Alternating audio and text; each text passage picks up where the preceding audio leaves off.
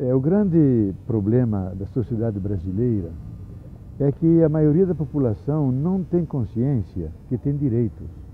Significa, não tem consciência que é cidadão.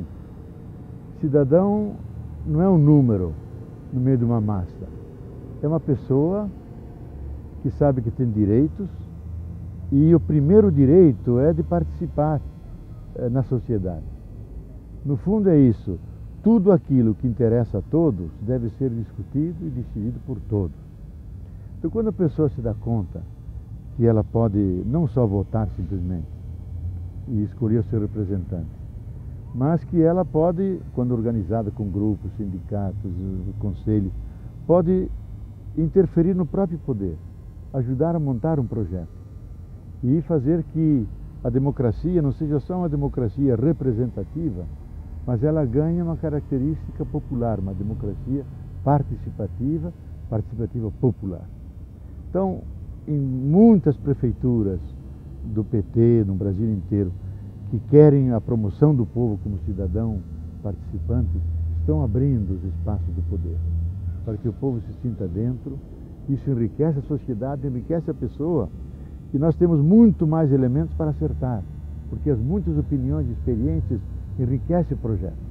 Então, esses conselhos seguramente vão transformar a figura da escola nesse município. Vai ser uma escola aberta, que dialoga com a sociedade, com a vida, os pais participam, as famílias, e o aprendizado fica mais amplo, mais pleno, e a pessoa com muito mais segurança e com capacidade de plasmar o seu próprio destino. Bom, esta é a grande contribuição e a herança que Paulo Freire nos deu. Educação como prática de liberdade, que é um famoso livro dele, que fez fortuna no mundo.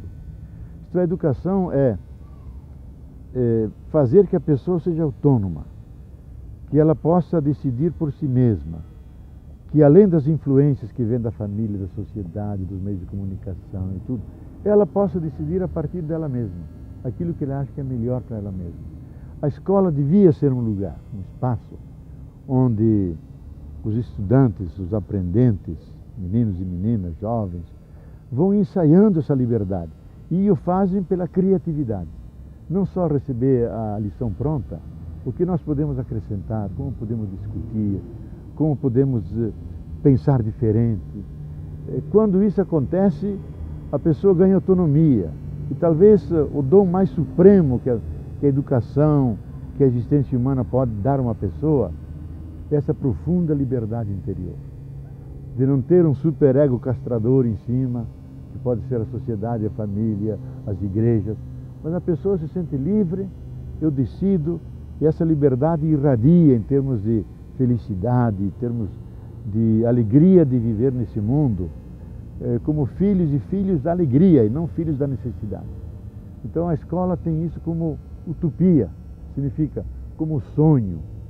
É difícil realizá-lo plenamente, mas passo a passo isso deve orientar a formação dos estudantes. Eu acho que dentro da economia hoje imperante, que é capitalista, que tem como propósito como ganhar mais, com o investimento menor possível e com o tempo mais rápido possível.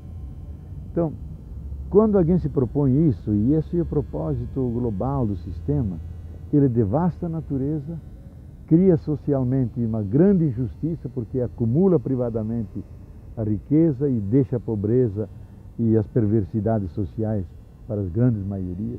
Então, dentro desse modelo, não haverá conciliação entre progresso, desenvolvimento humano e natureza. E isso é tão verdade que a crise de hoje é a crise do equilíbrio da Terra. A Terra já ficou mais aquecida, nós não vamos ao encontro do aquecimento, estamos dentro. E esse aquecimento foi produzido por esse tipo de economia, por esse maltrato com a natureza. Então, qual é o desafio hoje? Nós temos que produzir, porque temos que comer, temos que beber, atender os 6 bilhões de habitantes. Mas produzir respeitando os ciclos da natureza, os recursos possíveis desse ecossistema, dessa região de Suzano, com essas florestas, com esses animais, com essas águas, de tal maneira que a gente possa distribuir esses benefícios com equanimidade, isto é, com bastante justiça, que todos possam participar. E pensando na salvaguarda do capital natural, não gastá-lo logo, mas preservá-lo, e aí com cuidado. E atendendo às gerações presentes e futuras, porque elas também têm direito de herdar um planeta bom, tomar uma água cristalina, pisar solos não contaminados.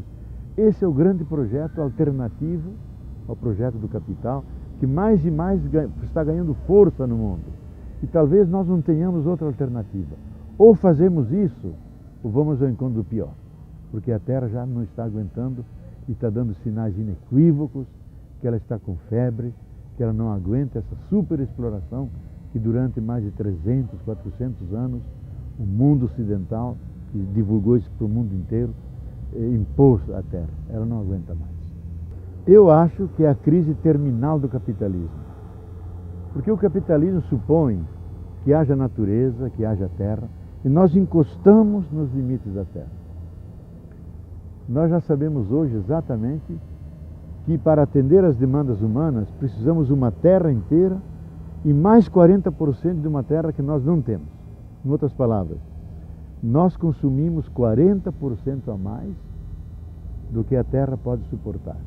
Isso significa que o capitalismo fica inviabilizado. E Marx já previu isso, dizendo que o capitalismo, a tendência do capitalismo é destruir as duas fontes da sua riqueza, que é o mundo do trabalho, dispensando o trabalhador e colocando a máquina. Já foi feito isso, a robotização, a automação. E a segunda, que o capitalismo explora a natureza e tira todos os recursos dela. Ele vai fazer isso até devastá-la e ela não poder mais ter recursos suficientes. Nós atingimos isso. Então, os dois suportes que permitem o capitalismo se reproduzir foram destruídos. Por isso eu acho que o capitalismo tem que ser olhado historicamente. Ele produziu um grande desenvolvimento, fez obras faraônicas e vamos reconhecer aquilo que ele fez. Ele nos deu a penicilina, nos levou à lua e trouxe, mas simultaneamente ele criou uma máquina de morte que pode, por 25 formas diferentes, destruir toda a espécie humana. Então ele tem uma perversidade enorme interna. E ele está acabando com os recursos da natureza. Então ele cumpriu a sua missão, chegou ao seu fim. E também o seu fim no sentido que acabou. Nós temos que descobrir uma outra forma, seja um ecossocialismo. Eu acho o seguinte, na minha percepção, que é de muitos, como fazer a passagem de uma sociedade industrial que explorava o trabalho e devastava a natureza para uma outra sociedade, a sociedade da sustentação de toda a vida, não só a vida humana, mas a vida das espécies, dos animais, das plantas, dos peixes, das aves, de tal forma que o planeta seja habitável pela toda a cadeia da vida. E o ser humano como gestor disso, o cuidador, para que a Terra possa conter todos esses, possa ela continuamente se renovar e permitir que nós continuemos o nosso projeto planetário e sem termos que interrompê-lo e eventualmente até, e muitos estudiosos dizem, se nós não cuidarmos, a espécie humana no final desse século pode até desaparecer. Porque a cada ano desaparecem 3.500 espécies, dada a agressão industrialista. Nada impede que chegou a nossa vez, que o ser humano pode destruir as condições químicas, físicas, ecológicas da reprodução da vida, pode chegar vírus, bactérias, secas enormes, falta de água, de alimentos, um superaquecimento em muitas regiões que vão ficar inóspitas e que a espécie humana vai num declínio e eventualmente até desaparecer. Eu acho que a grande questão é essa. Nós temos um sonho de uma sociedade diferente, possível e necessária. Temos que fazer, senão não temos futuro.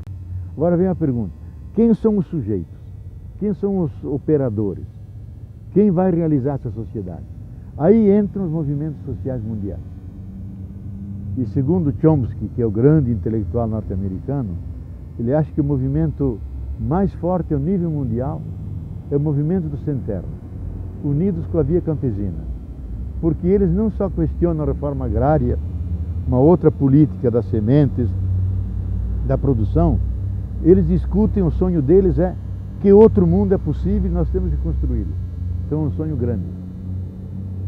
E os fóruns sociais mundiais é o lugar onde a sociedade civil mundial alternativa, que tem um outro sonho, se encontra, não tanto para ouvir palestras, mas para trocar experiências.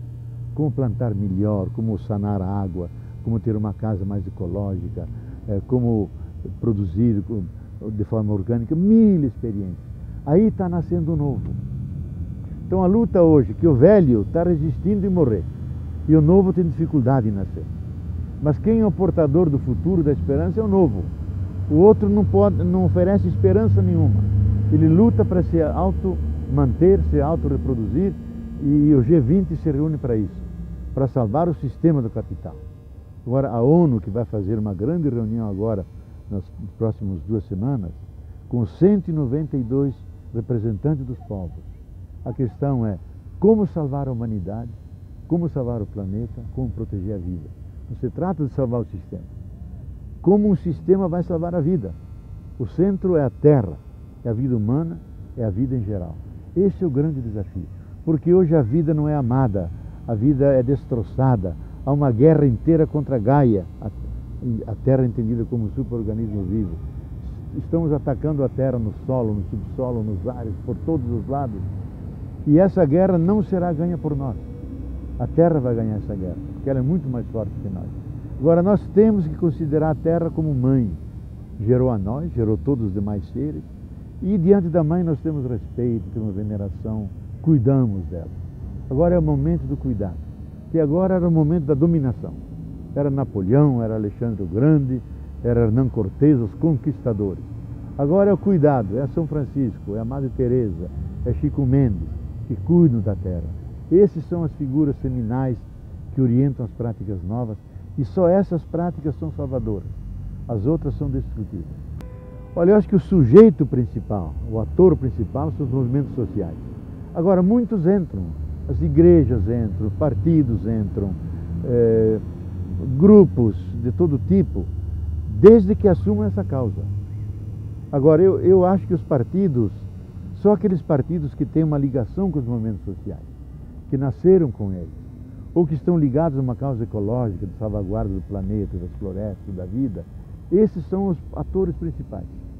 E a missão deles é fazer uma profunda disputa com o poder dominante, destruir as razões deles e apresentar as boas razões nossas, e ainda em termos de salvação.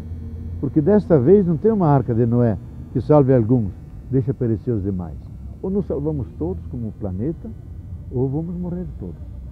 Então vai chegar um ponto que a água não chega no nariz e nós temos que lutar para sobreviver. Então o próprio capital, quando chega à sua própria pele, vai esquecer os seus lucros. Se trata de salvar a vida.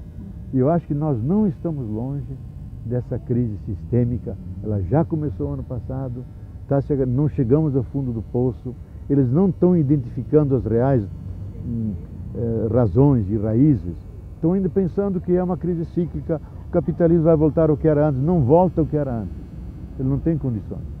E mesmo a humanidade não aguenta tanta exploração e o crescimento dos famintos. Até o ano passado eram 860 milhões, agora são 960 milhões. O último dado da ONU supõe que já seja 1 trilhão de pessoas, 1 bilhão de pessoas famintas.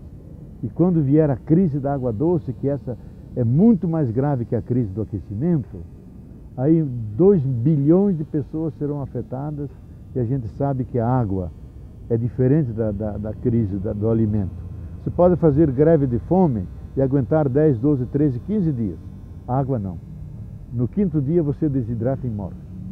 Então a humanidade está numa urgência extrema de como gerenciar a água doce para que ela chegue a toda a humanidade, mas não só para nós, para as plantas, para os animais, por todos os seres vivos que precisam da água. Essa é uma grande crise que o sistema não colocou. Pelo contrário, o sistema está tentando privatizar a água em todo o mundo, porque sabe que privatizando a água ele controla a vida, e quem controla a vida tem poder. Só que eles também serão vítimas, porque a água é um bem da biosfera, bem natural, insubstituível, comum da humanidade, e não pode ser uma mercadoria, porque a vida não é mercadoria. Todo mundo tem direito de ter acesso à água. Olha, tudo começa na consciência. Se a pessoa não desperta para os problemas, nem se dá conta. E é surpresa pelos efeitos negativos.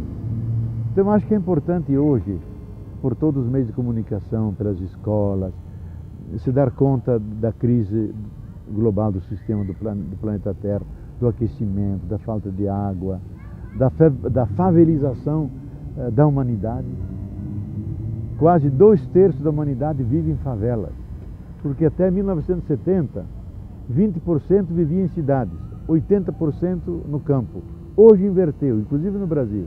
80% vive nas cidades, 20% no campo.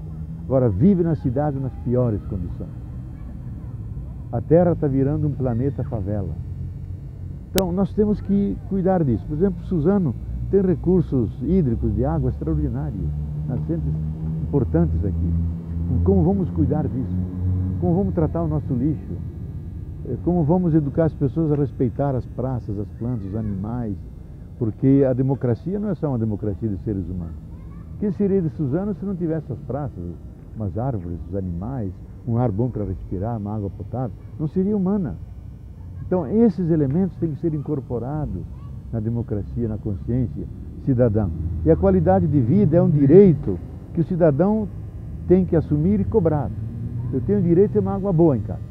Tenho o direito de ter um alimento não contaminado. A gente sabe hoje como são contaminados os alimentos.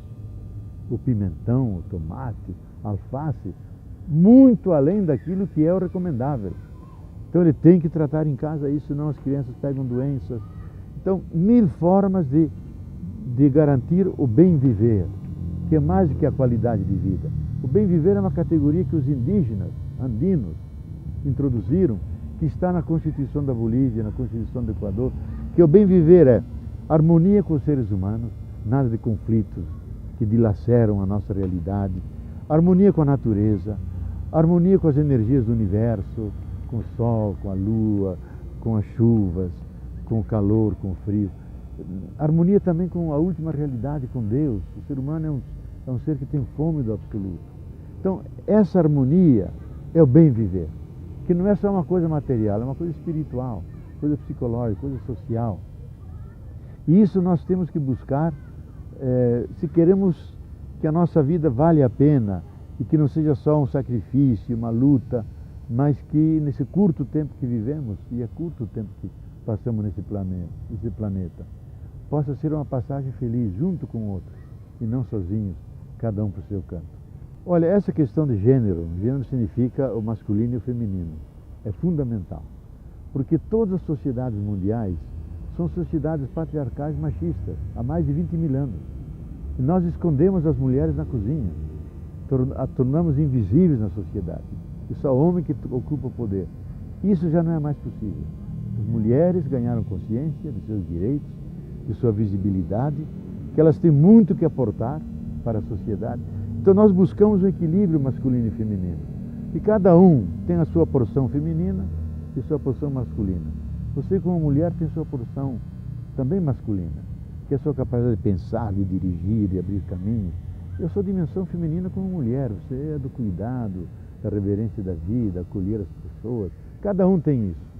Então nós precisamos um ajudar o outro para ter uma experiência humana mais rica, com menos conflitos, porque até hoje houve guerra do sexo, confrontos, e nós queremos que haja acolhida da diferença, homem é homem, mulher é mulher, mas eles são recíprocos, são seres relacionais. Não é que são seres complementares, como se cada um fosse incompleto, só com o outro é completo. Não, cada um é completo.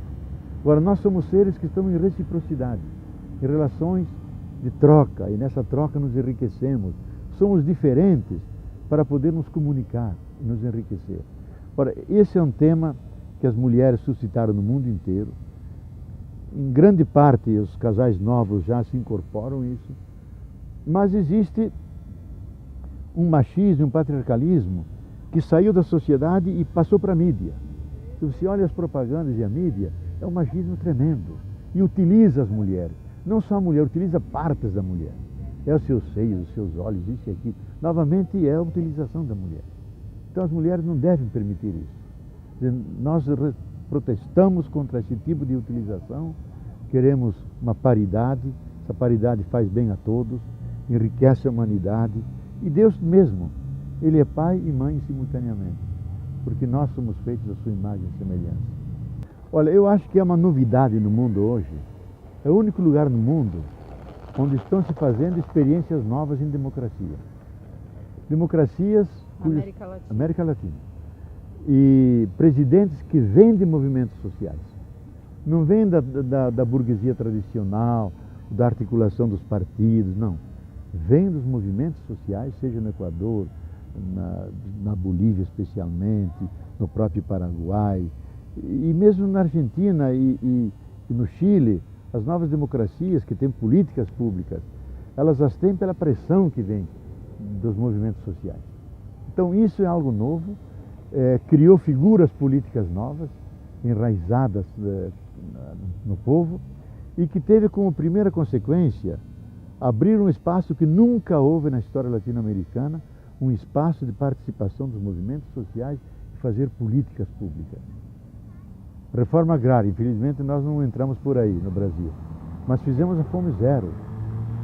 Em 7, 8 anos, incluir mais de 50 milhões de pessoas, que antes estavam à margem, passando fome e necessidade, agora vive essa liberdade de se sentirem cidadãos atendidos pelo Estado, junto com os projetos que acompanham. Não é só algo assistencialista ou compensatório, não, o primeiro dever do Estado é garantir a vida do cidadão. E tem que garantir mesmo que ele tenha que comer. E a partir daí que ele entra em projetos em que eles ganham a sua autonomia. Então, isso é um fenômeno novo que devemos saudar. Agora, é um processo ainda em curso, porque os opositores, as políticas tradicionais fazem pressão. Querem manter os privilégios, o controle da produção e o controle do aparelho de Estado. Então, é uma disputa.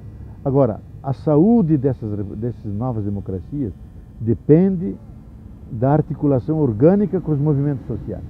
Quando eles perdem essa articulação orgânica, eles se transformam em partidos como os demais, eleitoreiros, disputam o poder, perdem a sua característica popular. Graças a Deus, quase todos eles procuram continuamente se alimentar de baixo, criar novas lideranças. Eu sei que houve um problema, que muitas lideranças que estavam na base, pelo fato de o Estado ser ocupado pelo partido, tiveram que entrar no poder público. Isso enfraqueceu um pouco os movimentos sociais. Mas era inevitável fazer isso, porque os partidos não têm um quadro. Nós temos que ocupar esses quadros, dar um rosto novo ao Estado. E os movimentos sociais consideraram o Estado não como seu inimigo, porque antes era sempre assim, um grande inimigo é o Estado. Agora não podemos continuar com essa visão. O Estado é aliado. O Estado foi feito por nós. Nós, cansados de votar na classe dominante, votamos em nós mesmos, isto é, votamos em Lula, votamos em Lugo, votamos em Evo Morales, votamos em nós mesmos.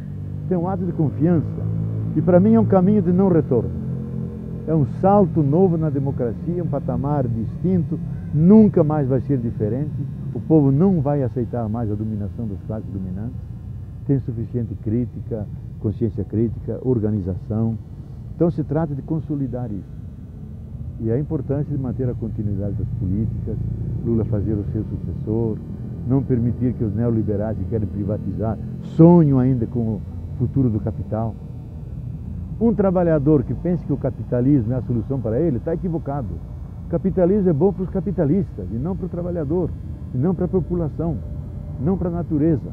Então isso está entrando cada vez mais na consciência dos grupos de base.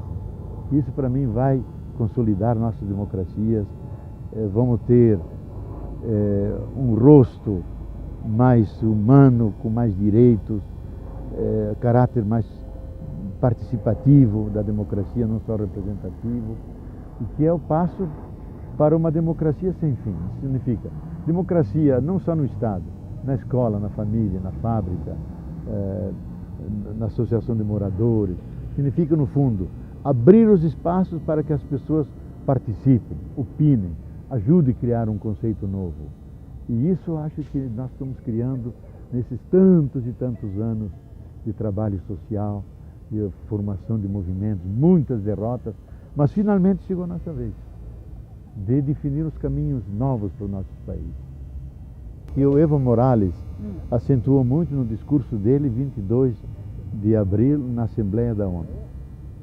E ele disse o seguinte: o século XX foi o século dos direitos humanos, pessoais, sociais, dos povos, das crianças, dos idosos.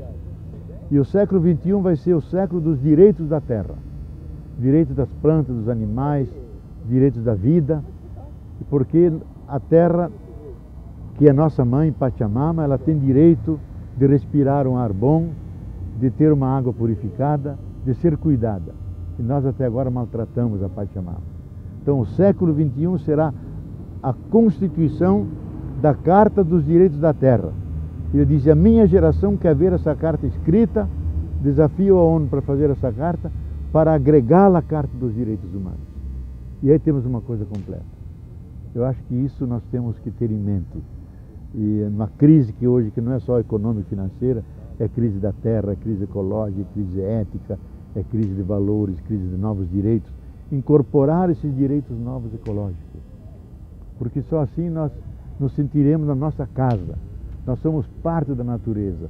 Eu estou sentado aqui, piso esse chão, respiro esse ar, e tomo minha água, e tudo isso é natureza. Eu sou parte da natureza. Não estou fora dela, estou ao pé dela, dentro dela.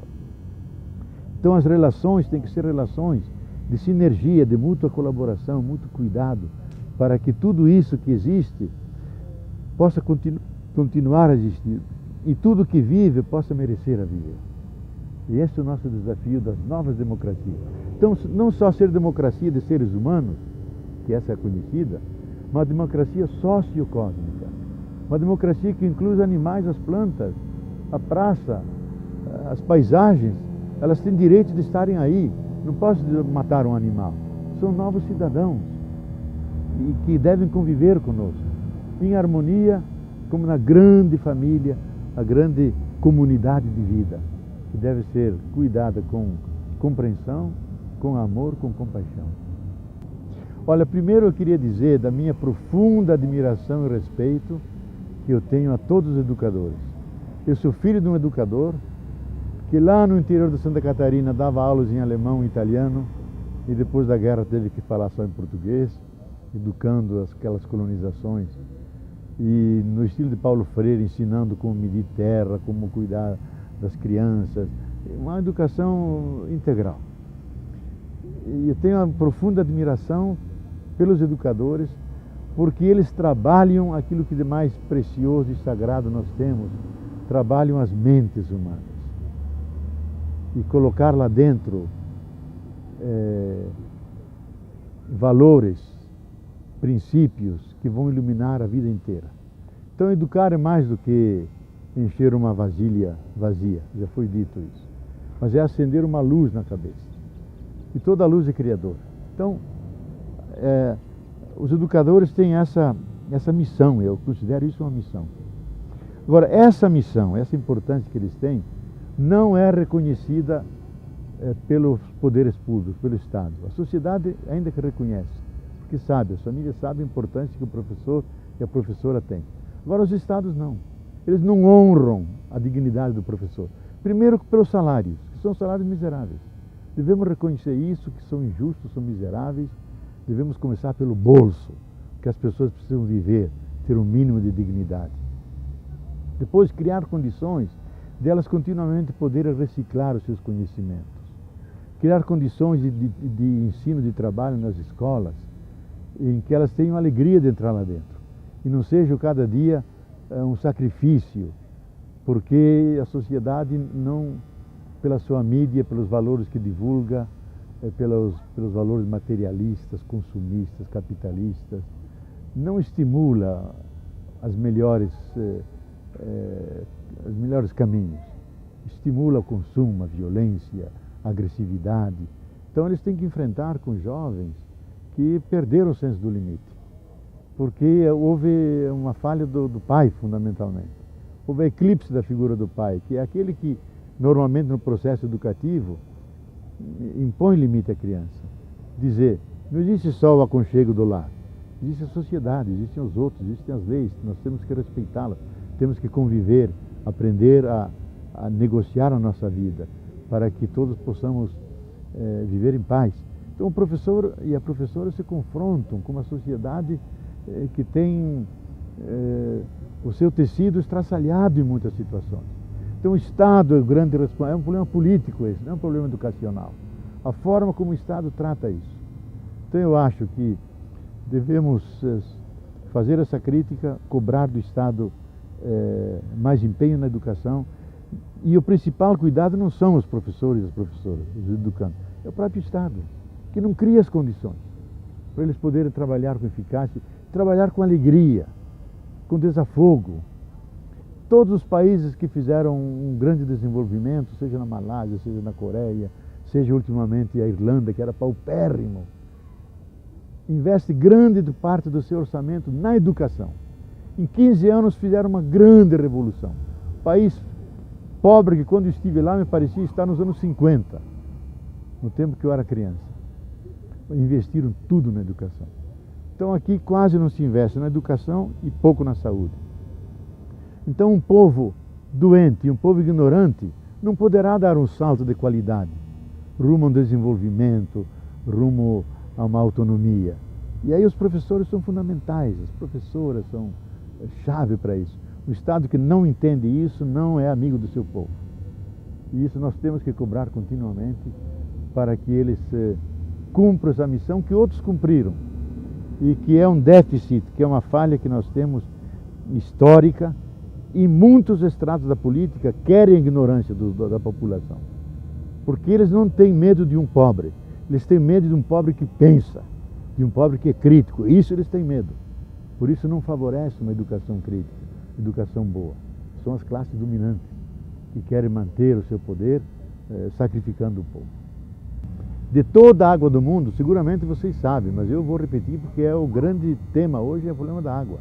De toda a água do mundo, só 3% é água doce. Desses 3% acessível ao consumo humano, é só 0,7%. O resto está nas calotas polares, está nas montanhas que tem neve, no Everest, nos Andes, está no interior da Amazônia, está no aquífero Guarani aqui embaixo, que nós não podemos ter acesso logo. E desses 0,7%, 70% vai para a irrigação, para a produção de soja, de gado, de cana-de-açúcar, etc. E para o ser humano sobra quase nada. Então hoje é 1 bilhão de pessoas que têm insuficiência de água. E está se prevendo nos próximos 4, 5 anos, com a crise do aquecimento